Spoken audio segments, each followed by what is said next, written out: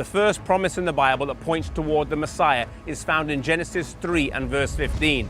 I will put enmity between you and the woman, between your seed and her seed. It shall bruise your head, and you shall bruise his heel. This sentence, pronounced against Satan, spoke of his eventual destruction, along with the promise that enmity or hatred would exist between fallen mankind and the originator of sin.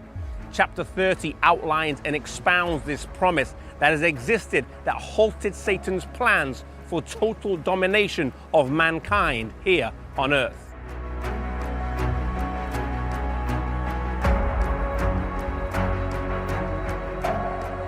Satan tempted man to sin, just like he tempted the angels before, in his attempt to build an alliance in his warfare against heaven.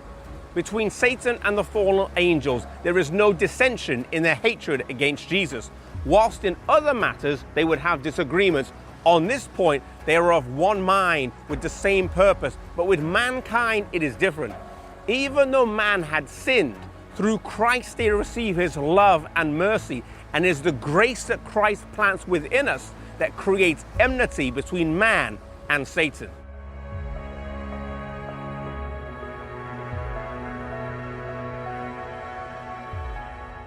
It is through the converting power of Christ now that man does not have to be held captive to Satan.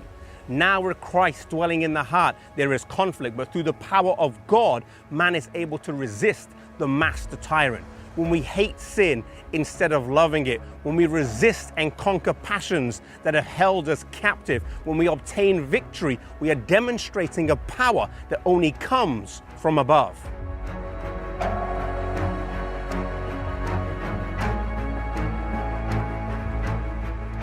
The same enmity of hatred that Jesus receives, his followers can also receive. Anyone who resists the repulsive nature of sin receives the wrath from Satan and his followers, but too often the professed followers of Jesus meet Satan with little resistance. Too often the followers of Jesus have no real connection with Christ, and this opens them up to open attack. People understand too little about the nature and power of Satan, and it means it weakens our position in the battle between good and evil.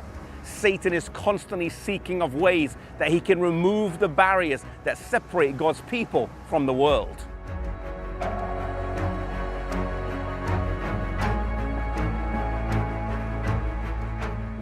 If Satan can get us to enjoy the society of his followers, if he can get us to expose ourselves to temptation, then we open ourselves to be led astray like ancient Israel was.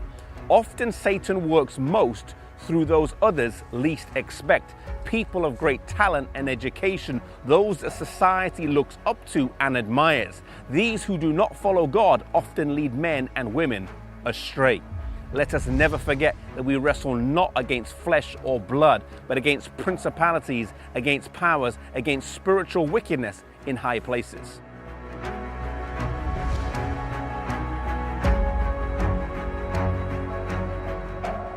As 1 Peter chapter 5 verse 8 points out, may we be sober and vigilant, because our adversary the devil is walking around like a roaring lion, seeking whom he may devour.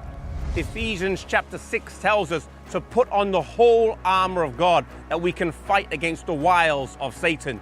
We can be encouraged though, because we know that Satan did everything to overcome Jesus, but he was beaten back. The victories that Jesus gained can be ours today. May we have faith and trust in God and claim his victories as ours today.